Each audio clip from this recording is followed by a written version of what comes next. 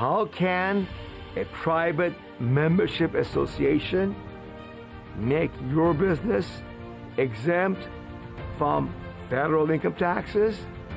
That is the topic of this presentation.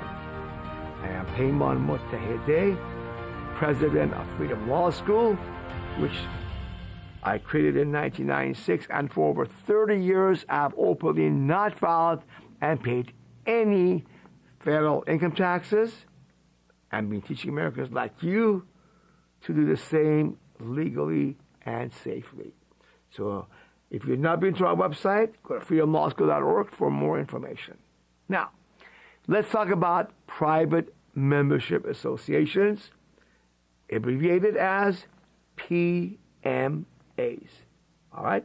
Let's get a little definition from the AI, artificial intelligence, online about what is it to begin with. Okay? An overview says a private membership association is a private organization formed around a shared interest or purpose that operates outside of public jurisdictions, often allowing members to access exclusive benefits or services.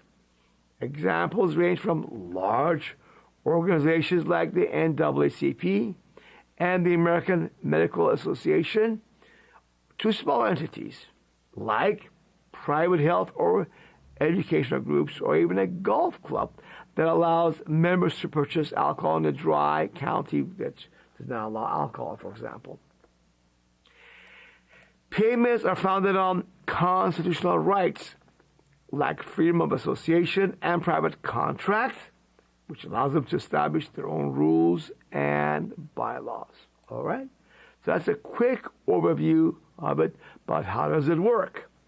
The formation. A group of individuals can create a PMA by setting rules and regulations, and members join through a selective process. How about its operation? A PMA operates under its own private rules separate from government oversight. Okay? And benefits. Members can access exclusive services, products, or benefits which can include navigating areas of regulation that are typically government controlled. As far as rights, PMAs rely on the First Amendment of freedom of association and the Fifth and 14th Amendment right for the right to privately contract. Okay? Some examples. Large organizations are like Boy Scouts of America, Girl Scouts, NAACP, and American Medical Association. Small businesses, a chiropractic practice that operates as a private health association, a private school, or private club, selling alcohol in a dry county that alcohol is normally not allowed. Okay? Now, here are the key characteristics that they must have to be a private membership association or PMA. Membership is not open to the general public, and only approved individuals can join. So they can make it open to the public, but they must approve you joining that club. Internal governors. Members govern the association according to its own rules and bylaws. Now, because it's a private domain, private thing, PMAs can function in the private domain, meaning they are not subject to the same local, state, or federal jurisdictions as traditional businesses. How about the right to contract? That's a key part. They have a right to privately contract, which allows them to transact in goods and services that might otherwise be regulated by state or federal government as long as they have proper documentation. Okay? So this case of NAACP versus Alabama in 1958 is a key seminal case about private membership associations, okay, that everybody relies upon. And again, about benefits of PMA, many organizations out there sell them, and they talk about these benefits of PMA, okay? I just read some of these things for you. Here's another one that talks about these things, okay? Now, here's another one. Someone sells it that provides services that actually create PMAs for you, help you get them up running, help you get open a bank account, okay, explain to you how it works. And you have different levels of PMAs, like standard PMA, faith-based PMA, ministry, an unincorporated church, and they give you some summaries of the protections that they may provide if done properly, created and run properly. Now, the key thing is creation and operation. That's the first thing. Because a PMA, private membership association, must be exactly that. An association of a bunch of people that get together privately and they create all these individuals coming together, this association. Therefore, they all own this thing together. American Medical Association is owned by all of its members. Technically speaking, no one owns singularly as one or two people or a couple, married couple, for example, a PMA, because it does not belong to any one or two people. It belongs to all of the members of the private membership association. All right? Now, let's go take a look at the examples. A lot of people out there selling PMAs for this thing I've seen. Some chiropractic or alternative health practices operate as PMAs to provide services outside of state regulations, and that is just fine. They can do that thing, okay? But it's got to be properly created and run PMA. Private clubs, again, they do this, as you heard. That's not as common. haven't heard about that, okay? But the golf course in this example must be, again, owned by all of the members of that PMA. Educational cooperatives, homeschooling groups form PMAs. Soccer clubs, mom soccer clubs for their children to play soccer. That's a classic example of a soccer club. I mean, a club that's owned by the members. Once a mom soccer club, after 5-10 years, kids grow up no longer playing soccer, they will liquidate everything and all the money goes distributed to all the owners of the private membership association, the soccer moms, not any one person. That is the key thing you got to understand. The problem about PMAs is they're often sold to replace your business, and you at the same time practically own, control, and run it. So the problem with that PMA is it is not really an association to begin with. You want to make it private? That's fine. You got members? Maybe you kind of pretend or act like you got, members, but I really don't, because the real member that counts, that benefits from it, the money derived from the activities, is that owner, is that chiropractor, that acupuncturist, the naturopath who actually is doing it himself for himself. So you cannot have that and all the profits come to you as a chiropractor, acupuncturist, natural health practitioner. No. The profits must go to the entire membership, all 10 or 100 or 10,000 members. They all must get any profits of the association because they all own it. They're all equal owners, just like the chiropractor, acupuncturist, or naturopath person that's doing that. Okay? So, that being the case, a lot of PMAs are being sold to people who are really faulty. They are not associations of members to begin with. Now, they could be done correctly if that doctor, chiropractor, alternative health practitioner is a contractor of that association, and as a contractor, now he gets to make good money because they're usually paid good money for doing these things. $200,000 a year, $1 million a year, or whatever it is, because he's just somebody that they bring in for that association for their benefit, okay?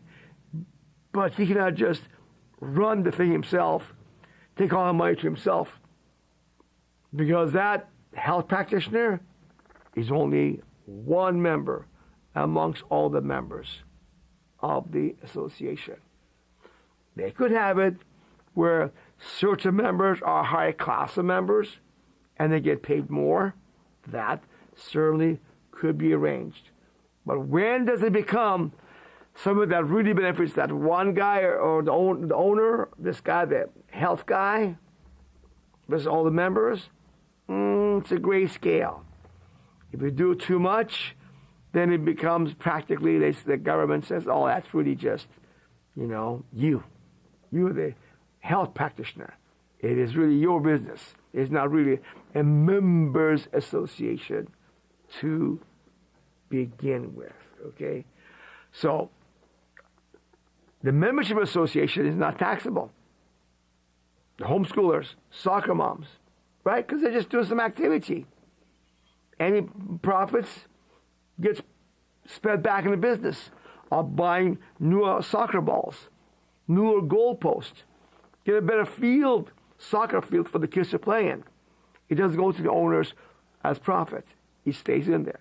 You make your livelihood, soccer mom or homeschooler people, from your other job.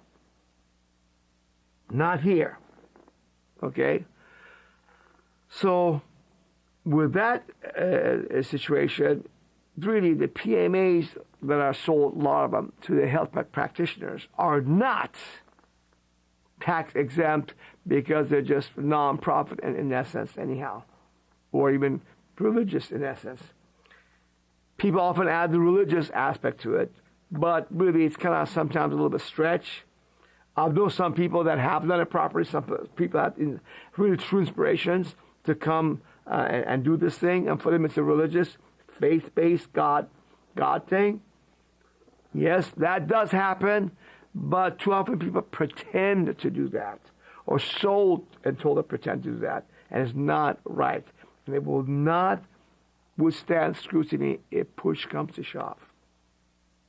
Now the fact is, if you do not file 10 income tax confession forms, IRS will leave you alone better than 99% of the times anyways, because there's over 80 million non-filers, and they cannot take your stuff. They have to make a case against you, give you a proposal of taxes, let you go to tax court for a trial, and there are only 20 judges in the whole USA. Because they have to leave you alone, so they work anyways. These PMAs, even if done wrong. But if the push comes to shove, you are less than 1% of the person they come after, it will not withstand scrutiny. So you don't need to do these things necessarily, not for federal tax purposes. For other purposes, as you saw, it can work and it's got benefits if it's done right. Like less regulations, right? More freedom. Okay? But for tax purposes, not paying income tax, payroll taxes, it does not make a difference at all whatsoever. For that, what you want to do is to go to our website, freedomlawschool.org. And here you will learn, okay, that you can take 7 steps to regain your power and freedom Never again voluntary pay the Washington, D.C. swamp, because based on the official legal websites of U.S. government, no law requires 99% of Americans to file and pay federal income taxes to begin with. So all you gotta do, click on the gold bar here on that page, scroll down, start the 7 steps, okay, to freedom, okay? No more slavery, no more paying the IRS, no more robbing you. You gotta follow the law. Verify what I just told you about the law, number 1. 2, you gotta stop filing those confession forms, 1040 tax form. Stop putting a rope around your neck. Sign that 1040 form that the accountant, CPA, tax attorney deceived you to believe it's a safe thing to sign. No! That is a rope when you sign that 1040 form. Don't listen to that lying, incompetent accountant, CPA, tax attorney. He doesn't even know the law. He just pretends to know the law that he does not know. Okay? Then you got to realize that the IRS operates on bluff and deception. They're the true Wizard of Oz that have Dorothy and her friends afraid that they'll get you if you don't file. Oh, danger, danger if you don't file. It's the opposite. When you sign, they get you. Of course, they're brainwashed Americans with fear, anxiety, panic, adoration. Their message they tell you all the time, file early, pay your taxes. That's why people file income taxes. Because accountants and false, preachers tell you to be a slave. Okay? So you got to get through this, through our website. That's called the deception, and free yourself. De-brainwash yourself. And you can take courage from our victories. I have beaten the IRS. So have our students.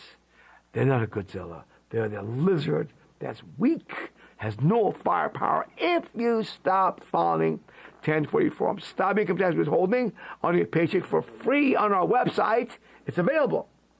And then no more filing pay income taxes, okay? And you are not a slave. You don't have to pray and pay tribute to the beast.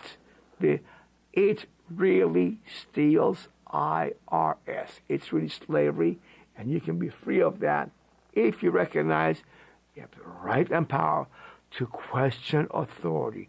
Ask your congressman to show what we teach you is wrong, and if they can show you, pay income tax. But they're never able to do so, and you'll be free because you're verified by asking. The lawmakers show you the law that requires you to file income tax, because there is no law if you're merely a citizen and resident of one of the 50 independent United States. Now, here's an option. You can join the Restore Freedom Plan, like America's founding fathers. All for one for all. This is a real association we got going on here. Yes, to get together, okay, and restore freedom. And you get a guarantee IRS will not take any of your stuff. You're not going to go to prison. And if they take any of your money, we'll reimburse you the entire money IRS took from you. So you have no risk. And we suggest bring more members to this association, okay? And love and spread the truth. Be the modern-day Paul Revere. Empower Americans with the truth and the law, okay? So American people and American families can be great and free and prosperous, full of joy and love and happiness once again, like America used to be, and will pay you for being a modern-day Paul Revere. So, PMAs, yes, they're real. They can apply. They can be done right. But oftentimes, they're oversold. Be careful of that. I've had people come to me and say, Peymon, I had a PMA, and I said to this lady, do you run it? Yeah. Do all the money at the end go to you at the end of the year? Any profits? Yeah. I told her, sorry. You have no members, no association. It's just your business. So she realized she wasted her money and changed her business structure to something else. Like, I think it was she had limited liability companies, LLCs, I think. So I'm sharing all this to tell you that things could be done right, and sometimes things do not apply to you. So with that, remember, to be free, go to our website, freedomlawschool.org, and educate yourself. Take the 7 steps to free yourself of the IRS by putting your cell phone in your car, let it run, watch our videos. Listen to them as you drive, while you watch the road, when you get home at night or lunch to your work. Then you watch the videos and listen, or during lunch or dinner. And this way, you know the truth. You know you can be free. And you'll be free and prosperous with confidence.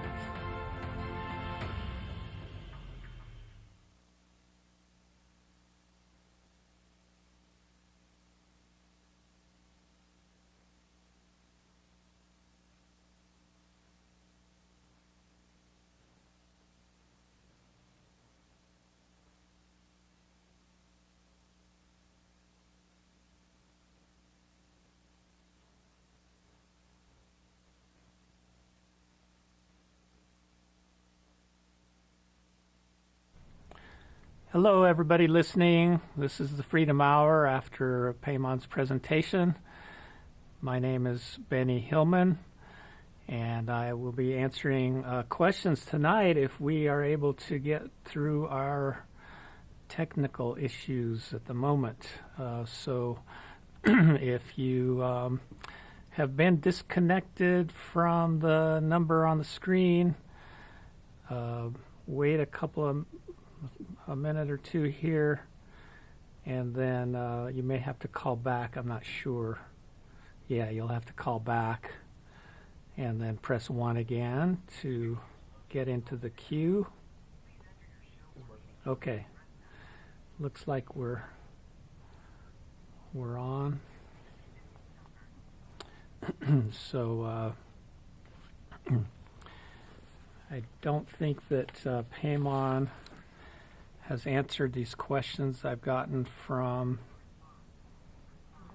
I got a question from someone named Gloria.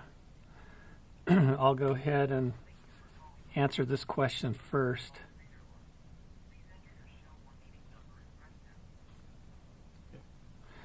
Okay, she says, I've been following you on your live show since 2017, first on YouTube, now on Rumble.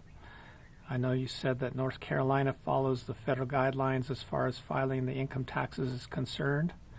What that means is North Carolina, like many states that have federal income, that have state income taxes, piggyback on the federal income tax laws and or forms. And North Carolina is one of those kind of states where if you aren't required by law, as you've learned from our 7 steps to income tax freedom, then you also are not required to file and pay state income taxes. Gloria says, I haven't filed since 2021, but now I just received a notice to file a return for 2021 and 2022. I am sending you a copy of each. I would like your opinion or your advice on what I should do. I heard you say on the show Grand Jury Power, Part 3, a few days ago to send them a copy of the petition if we were ever contacted. What she's referring to there, I believe, is probably the petitions to Congress that we send to, on behalf of all of our students, we send them to the Congress members. Maybe that's not what she's saying here. Let me read this notice to file a return from North Carolina here.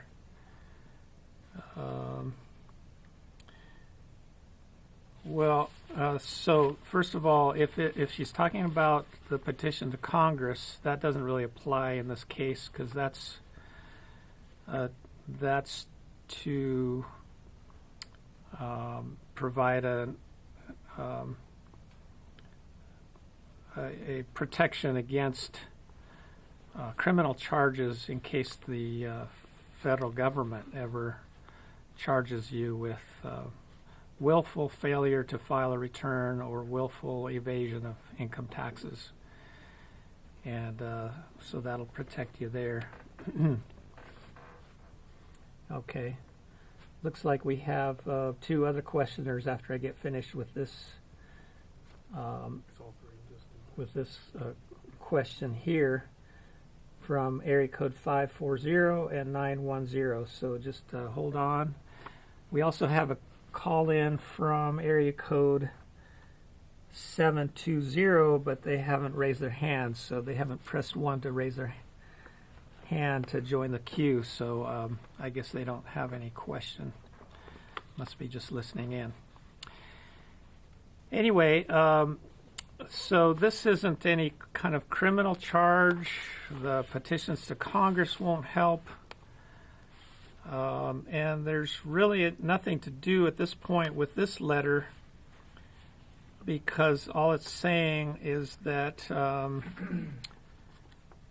records that our records indicate, which means third-party misinformation snitch reports were sent to the IRS and got copied to the state of North Carolina, and so they're basing it on that. And it shows a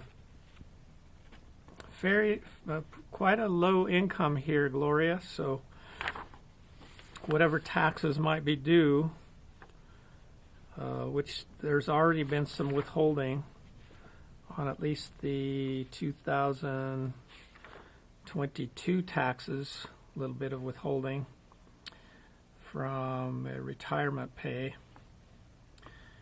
So I wouldn't be too concerned about this at this point. State income taxes are much lower than federal income taxes, so that's why our focus is on the federal income taxes, but we do help our students with state income taxes as well. So the bottom line is there's nothing to do at this point. But Gloria goes on to say that she's 68 years old. She doesn't think she can afford to join at this time. Wishes she could. Otherwise, she would have joined by now. But you also said if we follow the law and send these petitions to our Congress members, which is what you're teaching, we wouldn't have to worry. That's right. You won't have to worry about going to prison for sure. You may still have to pay a few dollars to the state of North Carolina, or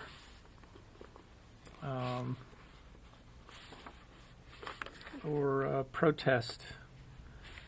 But you don't have to cross that bridge yet until you get to it. So they would need to send you something else, which they might not do. They may or may not do. So she says she sent the petitions out around 2019. Also sent a second set out in 2024 just to cover herself. Well, that's good only in the sense that it's unnecessary, but the petitions to Congress that we were sending out in 2019, we actually call those letters the, we call them something else, had to do with the First Amendment, right to petition. What's that? Yeah. Redress of grievances. Thank you. We call those the redress of grievances letters, and it wasn't just a letter; it was a whole big package. So we've streamlined that a lot, and did a lot of work in 2020 and 2021 on those petitions to Congress. I had played a big part in that, helping Peymon with those letters. So anyway, let's see. That's it for that. For Gloria. So I hope that helps, Gloria. I hope you're listening. And now we are going to go to the caller from area code 540. And so go ahead, caller from 540. Please just state your first name only and how you heard about Freedom Law School and what your question is. Hi, my name is Jason, and it's good to be on with you guys tonight. I heard about Peymon through one of the Truther shows on Rumble, and so that's kind of what led me here. Okay. My question, I've spent a good bit of time researching the website and considering what to do. I'm considering becoming a member. My one concern, or biggest concern, has to deal with the lock-in letters. Uh-huh. So it seems to me that I were to pay the fee, the member fee, and then submit the W-4 exempt status on, the IRS could respond to that and send a lock-in letter to my... You're cutting out here. Yeah, they could send a lock-in letter. There you go. You're back. Lock-in letter to your employer. Did you hear? Yeah. Mm-hmm. Okay. So my question is, how often does that happen, and how much success have you guys had fighting it? How often does it happen? The percentages are actually quite low of the employees that they send those to. For one thing, and oftentimes they send out first what's called a pre-lock-in letter that just says, "Hey, we noticed that you seem to be under withholding. Your W-4 may be incorrect, so we suggest you might want to redo your W-4, resubmit it to your employer." But if they were to send a lock-in letter, what we're doing about that is a number of things. One is that for our students who are members of the Restore Freedom Plan, we are having an attorney that we work with send a letter to the employer's general counsel explaining to the employer's general counsel, which is an attorney, that the law does not require the employer to honor to obey the lock-in letter, but they should be honoring your exempt form or whatever W-4 form you may have sent in, because you followed the law and you're signing under penalties of perjury that form is true, correct, and complete. And if you go on our website under the Write tab, WRITE, to our Free Yourself from Tax Withholding, then you'll see explained there as to how to stop the withholding from your employer. And that's what sometimes leads to the lock-in letter, because they get the W-2 from the employer saying you made so much income, but you only had so much withholding or no withholding at all for that year. And so it could it could have a computer in Austin, one of the many computers that the IRS has, that most of them don't talk to each other, but this one in Austin, Texas, once in a while notices that somebody's withholding is low, and sends out one of these letters. So that's one thing that we're doing. You can also go to our watch tab on our website, and just below where it's the Freedom Hour tab, it says Doge letters, and on that, Yes. that explains.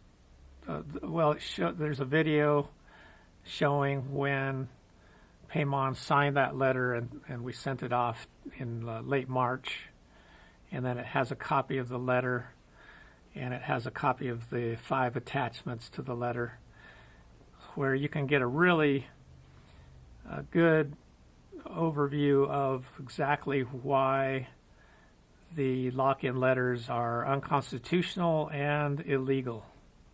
They're sending those letters unlawfully. The regulation that supports those lock-in letters is illegal and unconstitutional.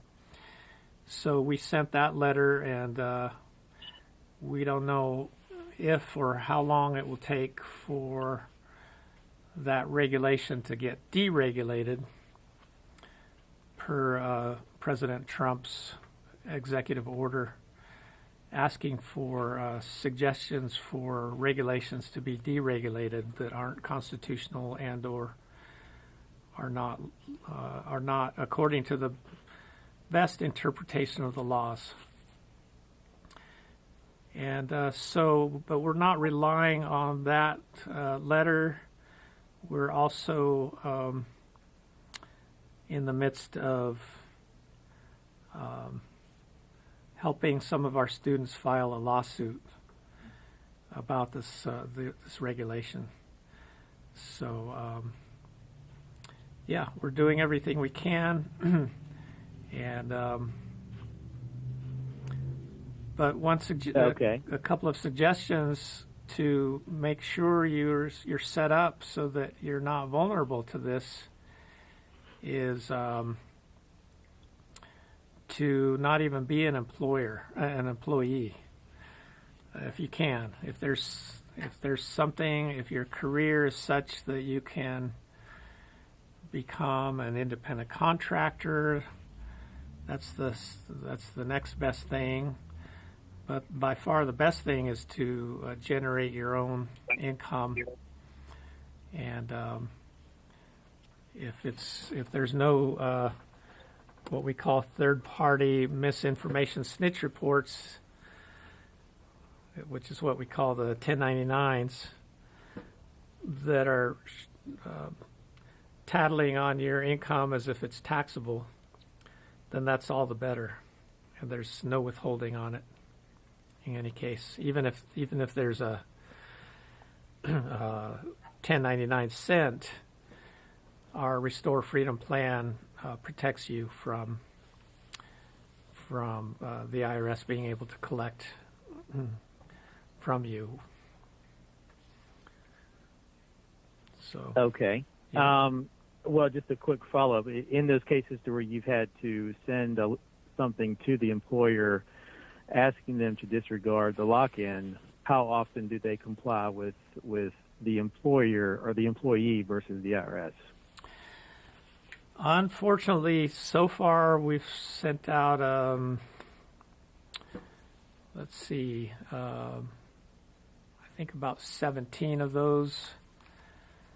And unfortunately, either the employer doesn't respond at all, or if they do respond, they express fears of what might happen, and they don't really understand it because fear is blinding, So these employers are usually getting advice from attorneys and tax preparers and so forth, and the IRS operates from fear. Federal government operates out of fear, and but especially the IRS, and so that's what we're fighting against. Actually, I had a recent realization that what freedom means is freedom from fear. And as Peymon often says, fear is the opposite of love. So, what we're trying to do is help relieve people's fears. And so, we'll be by your side if something happens, and the lock-in letter is one of the only things that we've had. It's one of only 3 exceptions to our 100% guarantee, because our guarantee is that the IRS can't collect from you, but we can't guarantee that your employer won't be afraid of the IRS and collect from you themselves. They were actually drafted starting back in World War II. Employers were drafted by the IRS to collect for the IRS so that the IRS doesn't have to. So the employers are the biggest tax collectors. They collect about 80% of all income taxes. Wow. Yeah. So. Well, I appreciate the answer. Yeah, I mean, I was kind of operating out of fear as well. I thought if I submit the W-4 exempt, then they would probably flag me and send a lock-in, and then I would kind of be in a bad situation. So I appreciate you kind of going through that and telling me, being honest and telling me. So. Yeah. And, chances are really high that they won't. If they do, hopefully you have the kind of a job that you can get a new employer, because it's going to be at least usually at least a year and a half before, or maybe 2.5 years sometimes before they would be able to, their computers would be able to detect an issue and send out another letter. And, by then, hopefully this lawsuit that we're about to file will have done its job, because it's pretty blatant, and the legal climate is much better nowadays with the different Supreme Court decisions that have happened in just the last couple of years. It's made it much more difficult for the federal government to rely on these regulations that are really illegal and unconstitutional, a lot of them. So, all right. I understand. Okay. Well, I appreciate your help. Thank you. You're welcome. Good luck. Okay, let's go to the caller at area code 910. Please state your first name and how you heard about Freedom Law School, and then your question, please.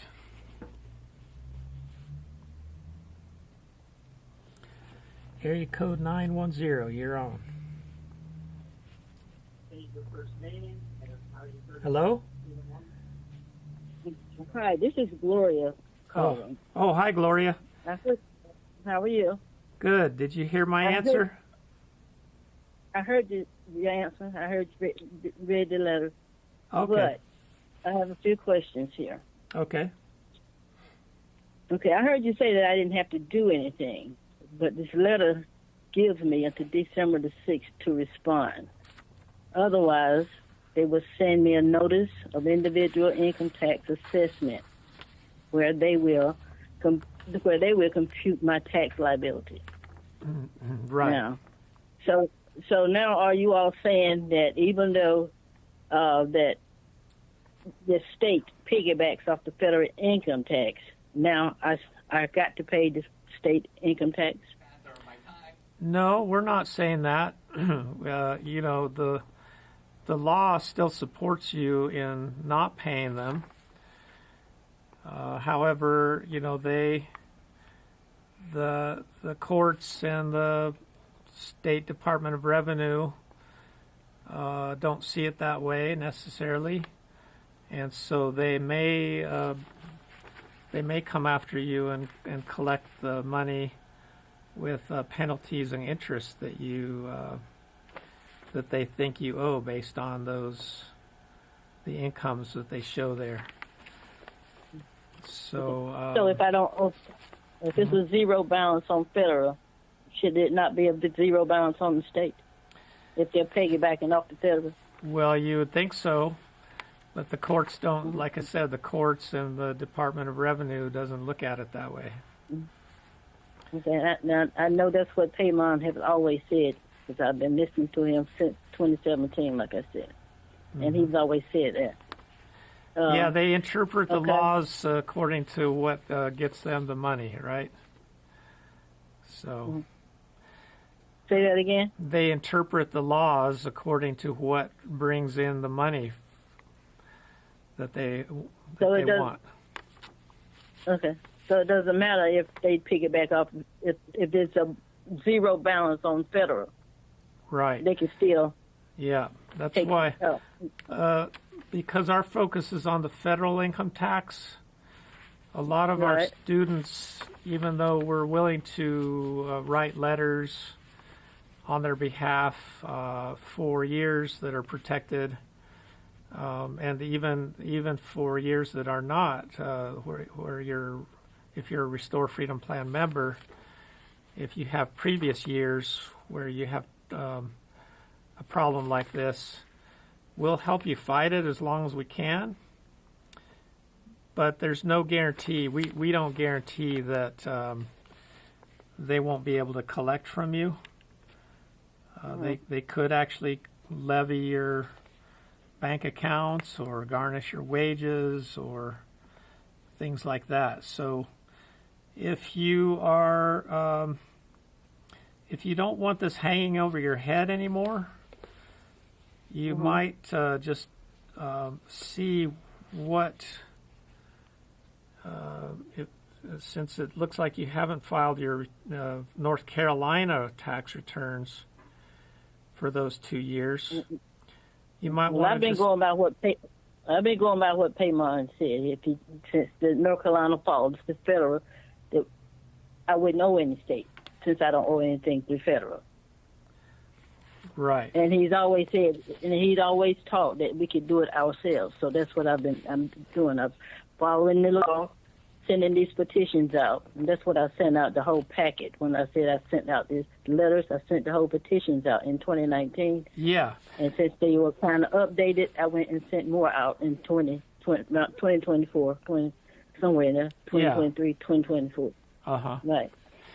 Yeah, but that's for your federal, that's to protect you against any federal income tax criminal charges.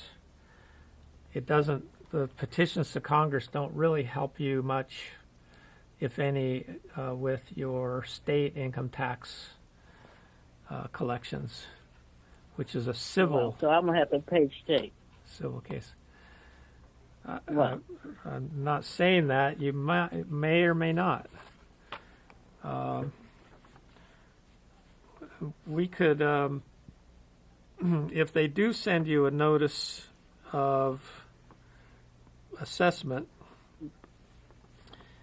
you could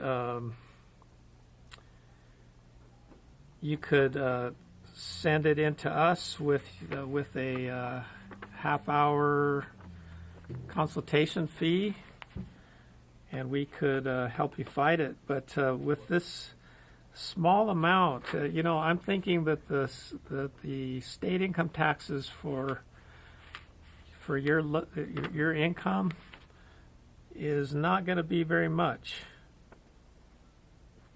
Yeah, it's not very much, but that was the point. The point is that if I didn't owe federal, and they're following the federal guidelines, I wouldn't owe state either. That's what I've been hearing Peymon say the whole time. Yeah, that's that is what he says, but I believe that he usually qualifies it by saying that just because they they piggyback on federal taxes, federal tax laws, or federal tax forms, doesn't necessarily mean that you're able to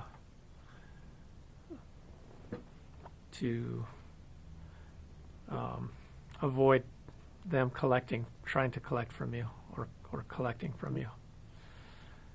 So. Wow. So. You might want to just calculate what your taxes would be for those 2 years. Okay, well, that probably would be a problem, paying it. But my point is about an old federal, and that's what I've been going, with from what he's been teaching. So I wasn't really worried about it. Since it's a zero balance at the end of the federal, it should be a zero, on state also. Yeah. If they're going by that total amount. I understand. Well, I hope that clears up your confusion on that, or any misunderstandings. Did you have any other questions? Okay, and what about the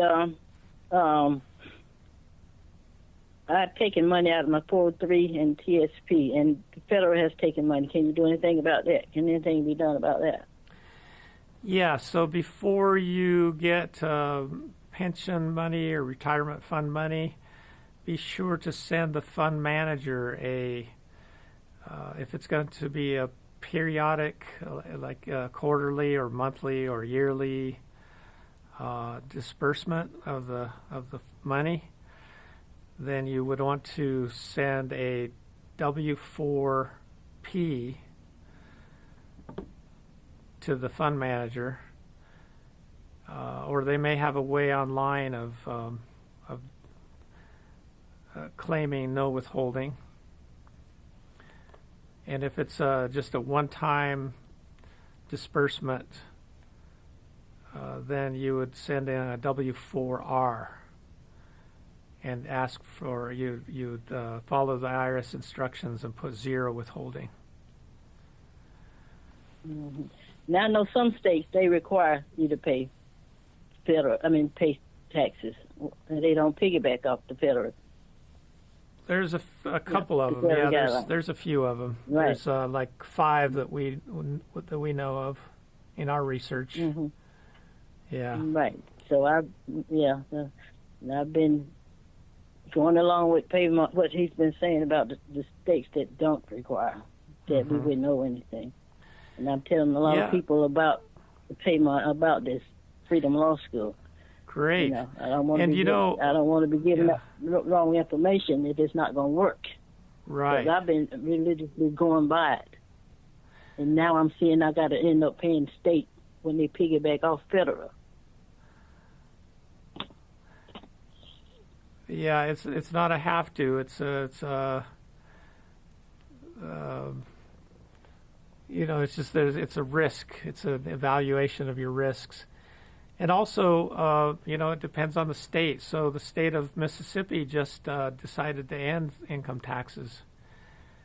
If you go on our blog section, we just wrote an article, a blog article recently about the different states that are considering joining the states that don't have any income taxes.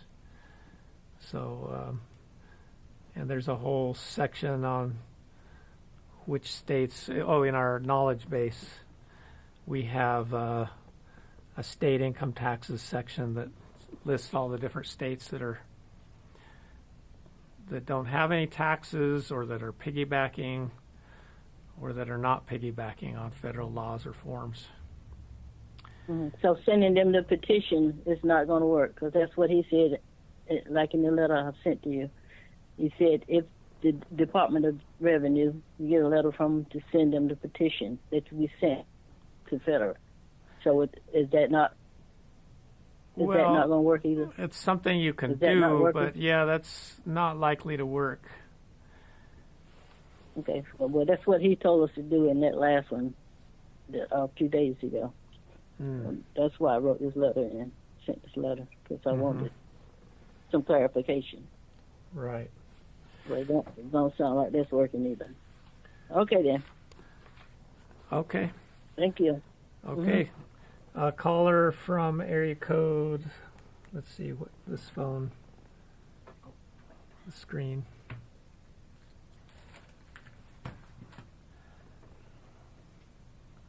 I don't remember the area code. There was one more caller with their hand raised.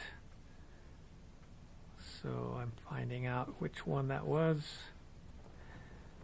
Looks like it's area code 615. So as soon as we can get you on right about now. Okay, caller from area code 615. State your first name only, and then how you heard about Freedom Law School, and what your question is. Oh my goodness! I've been calling. This is my third week to call, but I heard about Peymon probably in the early 2000s. And what's your first name? 2001. Sherry. Sherry. Okay. And I called and the week before. I spoke with George at the office, and he requested that I call in. Okay. What I wanted was, my daughter and I were looking at PMAs, and we wanted someone to write a PMA for us. So we put in Freedom Law School, thinking that you all would do that, and we pulled up the wrong company, and we didn't pay attention. We just thought it said Freedom Law something else. I won't advertise for them. Okay. So, yeah, I'm not going to advertise for him. But we were very excited because, I've been keeping up with him. He's, for a long time, at on Brighteon with Mike Adams, Ann Vandersteel, Diamond and Silk, just a whole bunch of shows that, that I've always seen him. I've seen him on. Then I watched his, I think it was last year that he was out in Colorado and had a special event. And so I've known about Peymon for a long time and kind of kept up with him through that time. Great. But I was fine. I have been to various attorneys, and they want to tie me in, of course, to corporate, to the state, to the federal, in making a private members association. Okay? Uh-huh. And it's been a while since I paid taxes. So I need something that will protect me and protect property and protect my children's properties and what we own. And I understand that you can make a trust fund a part of the PMA if we ever need to. We don't need to right now by any means, but if that were to happen. But I lost. I had a trust fund a couple of decades ago, and kind of like Senator Feinstein. She lost hers. They didn't pay her. They wouldn't give her any information. And the same thing happened to me and to my children. And our trust fund was just given away. And we tried desperately to fight it. Went to all sorts of federal agencies, the state agencies, attorneys, and so on. And it was a irrevocable trust. But anyway, $18 million or more dollars gone because it was given away. 18 and million? We had proof of that. Yeah. And wow. We 3 other people who were a part, not of our trust, but from my husband's company was sold, and his brother was the main owner, but my husband had been with them for 30 years, so he owned a great deal of stock. But my husband died, and his brother even stole from his grandson and his son and his daughter. He was just that kind of person. And the bank went along with it. And the other people sued, but we couldn't sue.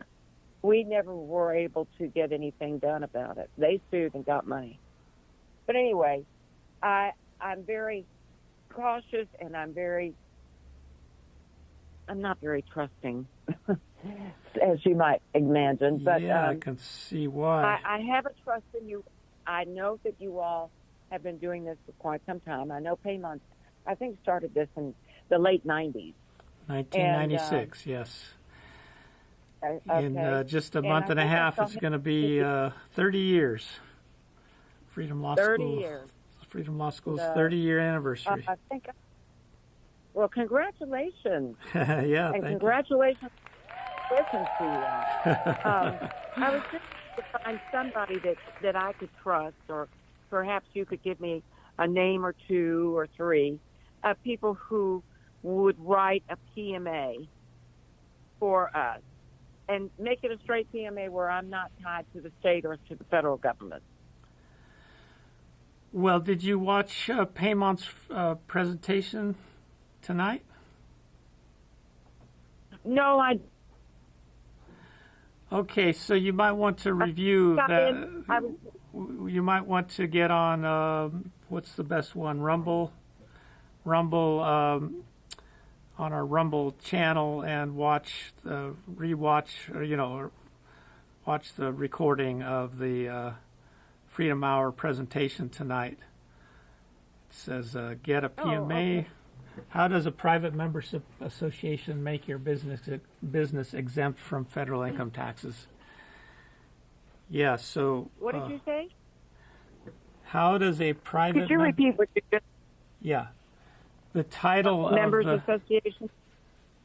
The title of the presentation for tonight that you just missed a while ago is "How does a private membership association (PMA) make your business exempt from federal income taxes?"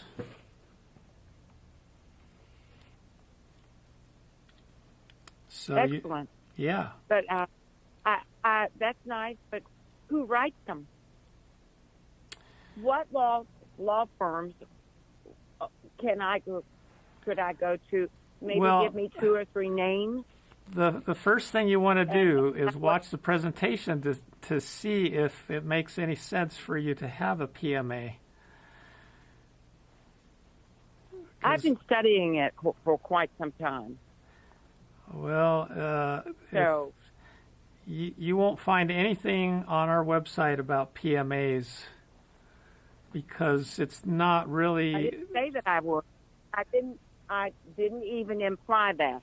I said verbatim that I have been studying the PMA on my own. I understand, but what I'm saying is that you haven't been studying it What I'm asking for is people who could write them, because attorneys that I have gone to want to add things to it that can't be in it if it's going to keep me free from the federal government and even state government. Okay, let me answer your question another way. Is that we don't know anyone because we don't really deal much in PMAs. That's not something we're promoting. So you might want to go to, if you watch Peymon's presentation tonight on this very subject, and you still think it's a good idea for you to create a PMA, then you might want to go to one of those other people that you've studied so much with. So that's not our thing. I might want to go to those. What other people? What? One of the other people that you've been studying so much, their material, to find out from them who they recommend. Because we don't know anybody that... I didn't say that I was studying with anybody or anybody else's website or anything. It's going out and finding the information in a different way. Books, library, law library, so on. Okay. Yeah, the law library, and I haven't been on any site to speak or to study what they're saying. All right. Well, anyway, the answer to your question is no. We don't have anyone we can recommend. So much. I understand that you don't have anyone and don't know anyone. So I appreciate it. Thank you for your time, and have a great evening. Okay, Bye-bye. you too. All right, bye-bye. All right, I don't see any other hands raised, and so, if you do have a question, I see 3 or 4 people on the call, but they haven't pressed once, so their hands are not raised. So if you do have a question, raise your hand. If you have not called in, the number is on the screen, but I'll repeat it for you right now. The number is 424-552-1299. And I'll just give it another minute or two here to see if anyone else has any questions. And let's see here.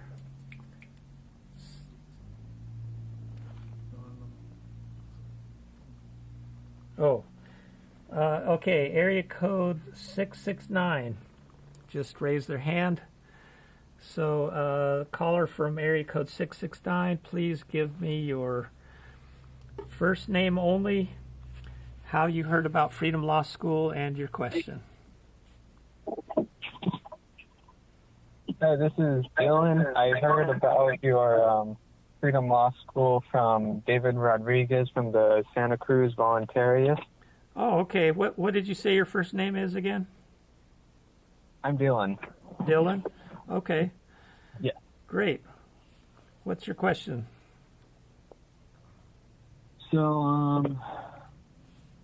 I'm in the unfortunate circumstance of residing in the People's Republic of California. I do have a plan to get out, and I've noticed that recently the California Tax Franchise Board has been sending me certified mail, and I was wondering, is there any difference between the regular mail that I used to get from them and the certified mail that they're now sending me?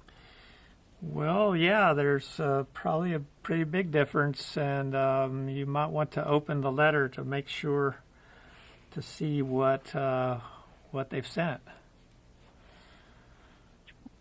Okay, well, it has the same everything in there, the same verbiage. You know, you must pay this amount, or else we're going to, give more fees. You can go onto this website or call this phone number and pay us, which, of course, I'm not going to do. Well, if you're planning on leaving the state soon, then may not be a problem for you. Otherwise, if you don't get the heck out of there soon enough, they could levy your bank account. They could garnish your wages if you're an employee, or things like that. FTB is extremely aggressive. So. Okay. Do you know of anybody who has had their vehicle or property other than a house repossessed for this? I don't think so. I myself haven't heard anything like that. They don't usually come after your vehicles, to my awareness. Interesting. But then again, I haven't dealt with California as much as Peymon, and one of our staff here that started out with Peymon years ago in California. So they have a lot more experience with that than I do. But I haven't heard of anything like that. They usually go after bank accounts and your wages, or lien, Okay. putting So a lien on your real estate. Got it. Fortunately, I don't own any real estate, and I don't ever plan to own any in this state. Yeah. Yeah, so are you an employee? Currently, yes, but I do have an LLC based out of Florida that I do plan on growing and expanding. That's my more long-term goal. It's more of a medium-term goal, actually. The short-term goal is to get out of where it is that I currently am. But unfortunately, it seems that my plans are being a bit stalled, and it may take me about a year to get out. Okay. Well, you may be able to write responses to those letters, especially since you've gotten a certified mail one. You're going to need to write a response, or else they're going to do the next thing when it gets to that stage. The next thing? Yeah, so whatever it says in the letter, you need to respond and protest somehow to the best of your ability, and keep the ball rolling until you can get out of there. I don't recall it saying anything or else. It just says, pay this and pay it, this way on the website or on our phone number or something like that. And I don't remember. I did open the letter. I don't remember it saying or else this. Well, one thing you could do, how long ago did you get this letter? I think a couple of weeks ago. Well, one thing you could do is you could fax it to us or email it to us at questions@freedomlawschool.org. And next week you could ask Peymon. You could call in again and ask Peymon, or you can send in for a consultation. You can send in some money. Go to our Get Help page and click on the consultation. Open the order form button and just follow the instructions. And with a half-hour session, one of our experts can either answer that question for you or get the answer from Peymon or our other staff member who knows about California FTB issues. Okay, so it sounds like Peymon will be on next week? Yeah, he should be. Mm-hmm. It's pretty great. rare that he's not able to get on. I haven't been on for question and answers for at least a year, maybe two, a year and a half. I don't know. It's been a long time. Well, so yeah, he's usually. Oh, thank you. All right. So does that help you for now?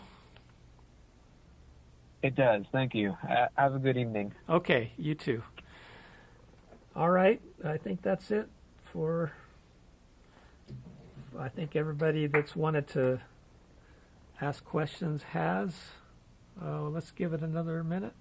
We can look at 669. Just one more. Yeah, anyone else that's in the queue, if you want to raise your hand by pressing 1.